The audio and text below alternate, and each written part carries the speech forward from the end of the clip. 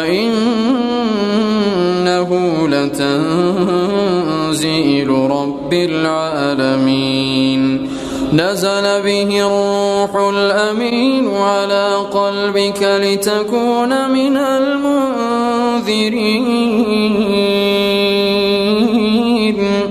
بلسان عربي مبين وإنه لفي زبر الأولين أولم يكن لهم آية أن يعلمه علماء بني إسرائيل ولو نزلناه على بعض الأعجمين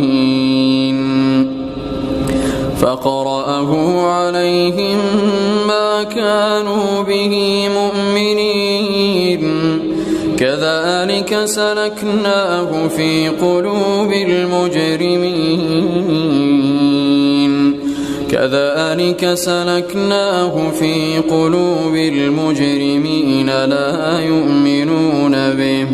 لا يؤمنون به حتى يروا العذاب الأليم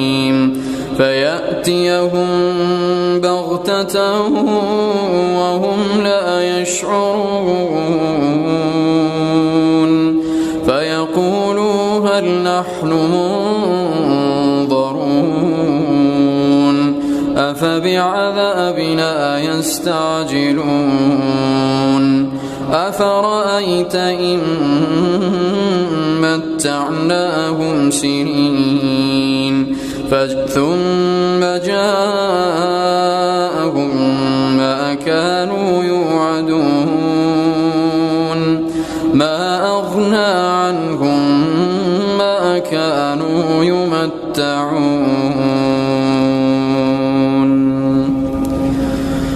الله أكبر.